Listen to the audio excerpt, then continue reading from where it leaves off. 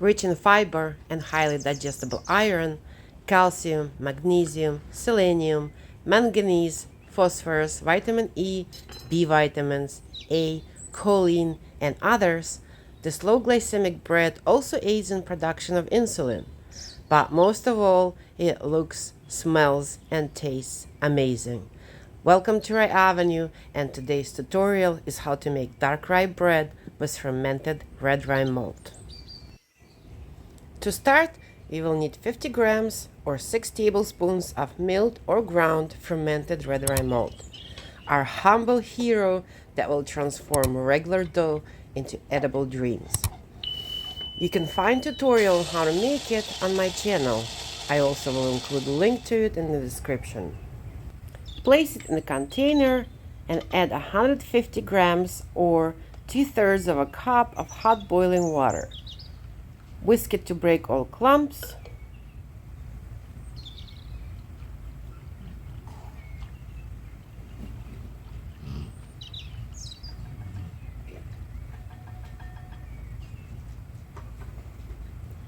Close it with a lid and set it aside to cool down and until we need it.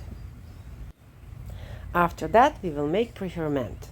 In the bowl, combine 150 grams or 1 1/4 of a cup of light rye flour, 150 grams or 1 cup of bread or hard wheat flour, and 1 1/2 gram or half a teaspoon of dry yeast.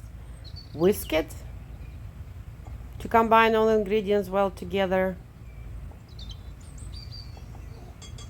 and add 300 grams or 1 1/3 of a cup of room temperature water.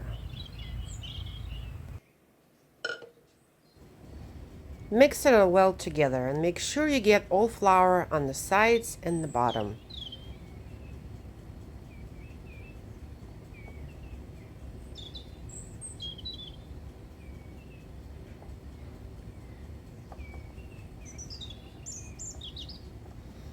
And with a wet spatula or your hand, smooth out the surface. Make sure it's nice and even.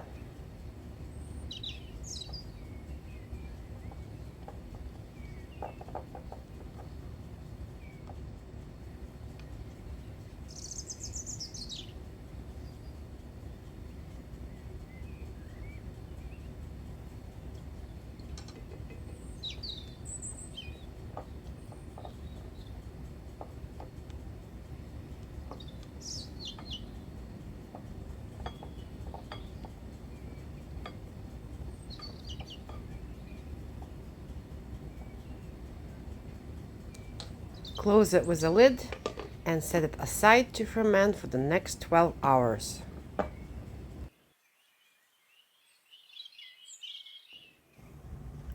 "12 hours later, in a mixing bowl, combine 180 grams or 1 1/2 cups of light rye flour with 180 grams or 1 1/4 cups of bread or hard wheat flour, 18 grams or 1 tablespoon of salt, 1 teaspoon of diastatic malt powder. This little teaspoon, besides improving smell and texture, will reduce dough developing and bread proofing time in half. You can find tutorial on how to make it on my channel, and I will include a link to it in the description below this video. And optional is 1 teaspoon of homemade Food Source B vitamins. Tutorial on how to make Food Source B vitamins is coming up soon. Make sure you subscribe to my channel. It's free, by the way, if you'd like to know how. Whisk your dry ingredients and set them aside.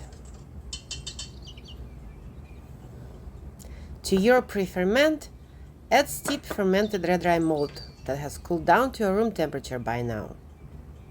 And mix it all well together to get nice even color throughout.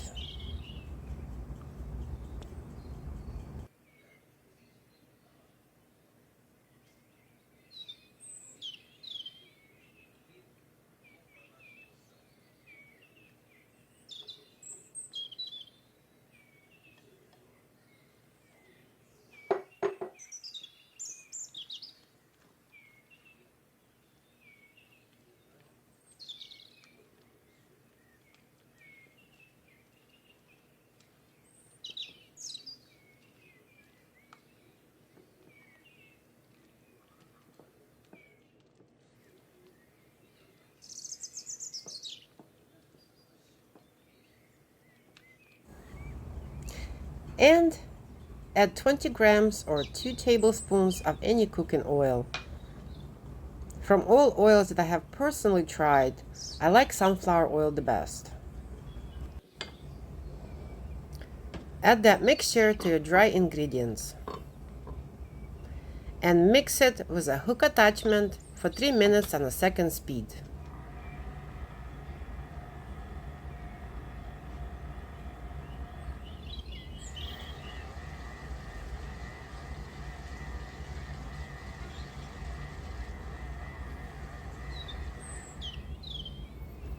Then let your dough rest for 3 minutes. Simply, with wet hands, remove dough from the hook and cover your mixing bowl with a lid or plate.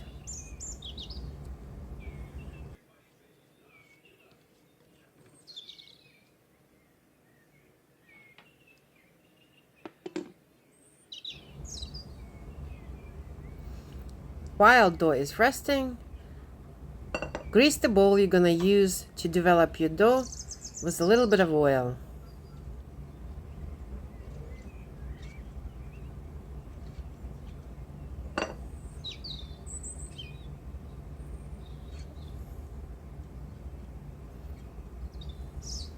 And just in case if your dough will rise a little bit too high, grease your lid too. That way you can remove it without damaging dough. Now this step is crucial for proper gluten development. It will guarantee that your crust will not crack during baking and will remain attached to the rest of the bread. Simply reattach the hook and mix your dough on a 6-speed for 40 to 60 seconds. If you mix for more than 60 seconds, you will tear glutens apart and end up with a brown and very aromatic little door stopper. So yes, stand there with a timer and watch those seconds. Count Mississippi's if you have to.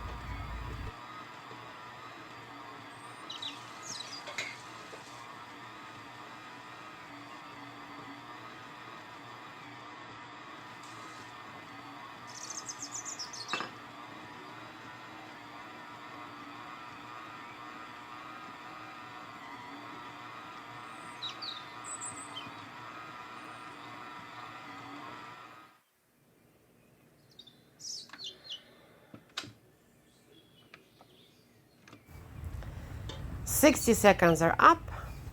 Wet your hands and a scraper with water and transfer your dough to a pre-greased bowl. Rye dough is very different from wheat. It's much denser. And when working with it, think of it as a live lump of clay. And you're going to use water instead of flour to keep it from sticking to hands and tools.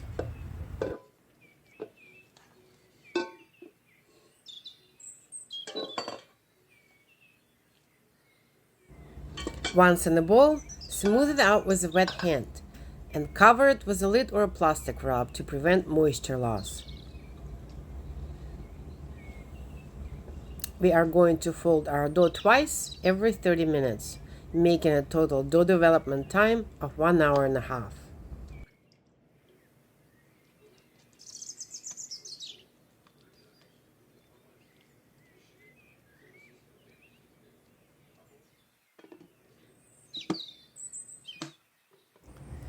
After 30 minutes, this is our first fold. With wet but not dripping wet hands, we do not want to add too much extra water to our dough. Separate one side from the bowl and gently, without tearing it, stretch it upwards and fold it halfway through. Turn bowl around and do the same to the opposite side. Do the same to the remaining 2 sides.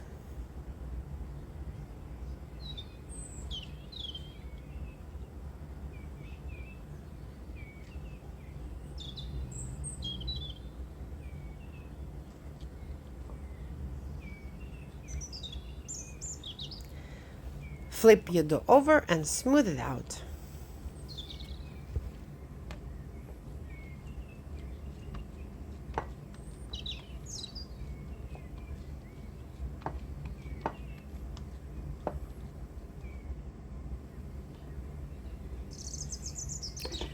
Let it rest for another 30 minutes.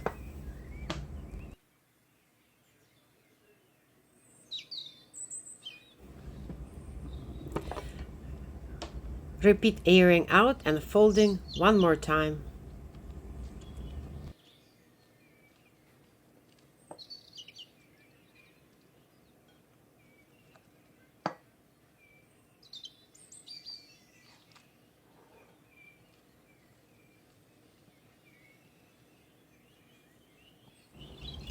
Rye bread turns out better when baked at the higher temperatures. For that reason, choose light-colored or aluminum bread pans. The difference in the oven between light-colored and the dark-colored bread pans is about 12 degrees Celsius or 25 Fahrenheit. So if you use dark-colored bread pan, you will end up with a burnt bottom and sides and a much lighter colored upper crust. Rye doesn't go through oven spring in the oven, it needs support during baking. Your loaf of rye will only be as high as your bread pan. This recipe is for one large Pullman's bread pan. You can find one on Amazon. If you don't have one yet, split dough in half and bake it in the smaller pans. Your dough should fill about 40% of the pan. Lightly grease your bread pan with the same oil you've used in the dough recipe.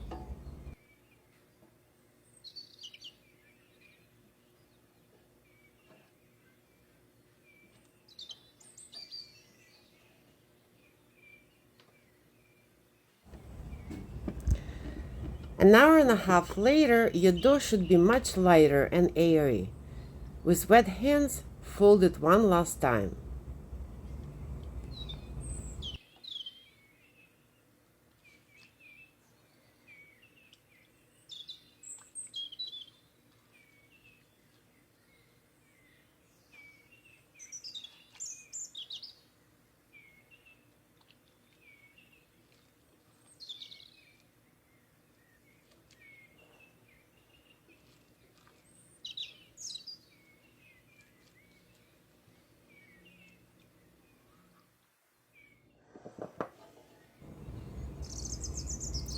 And carefully transfer your dough into your bread pan.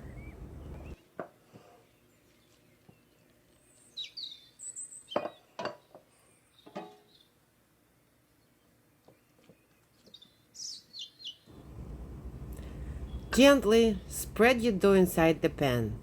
Remember to keep your hands wet and that your dough is a live lump of clay. Be gentle with it. You don't want to eat your anger later on.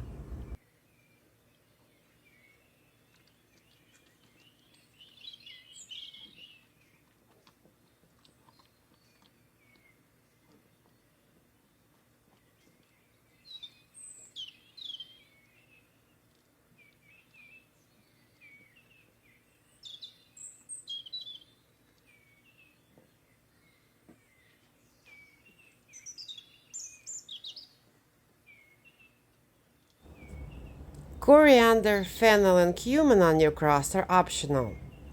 This trio is a remedy for a flatulence issue associated with ingesting high fiber foods. Few seeds that you will get with every slice will be sufficient to resolve this issue. Just sprinkle some on the top and press them lightly into your dough. Use as little or as much as you like, or don't use any at all.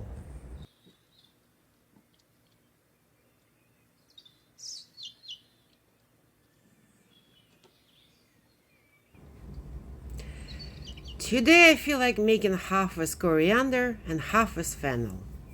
Smooth out surface with a wet hand, then round the edges with a wet spatula, shaping a live lump of clay into a beautiful future loaf of bread.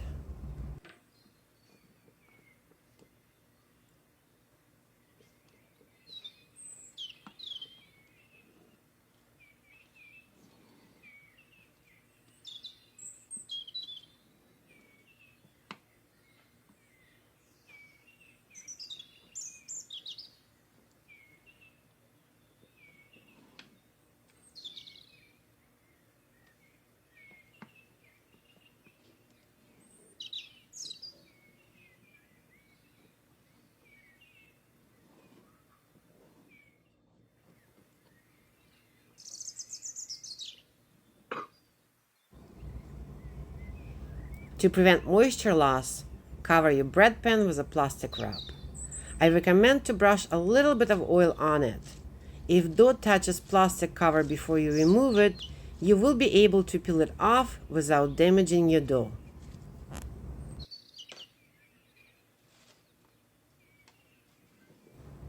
Let your bread rise for an hour to an hour and a half at the room temperature until it doubles in size and reaches the top. When dough is 1 centimeter or quarter of an inch away from reaching the top, begin preheating your oven.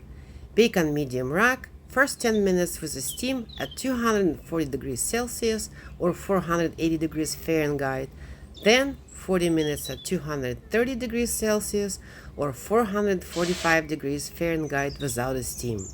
To create steam, simply place empty baking tray on a lower rack when you begin to preheat your oven and add to it half a cup of boiling water right after you place your bread in the oven. For a darker upper crust, and that is totally optional, during baking without a steam, on the 10th, 20th, and 30th minutes, spray bread with regular water. Additionally, to add extra shine to crust, you can make a glaze. Combine 1 cup of cold water with 1 teaspoon of salt. Salt is optional and you can use less or none at all. Add 1 tablespoon of any starch. I use wheat starch, and for those who are interested, you can find a tutorial on my channel on how to make it at home. I will include a link in the description below this video. Combine all your ingredients, bring them to a boil and cook it for a few minutes until color turns clear.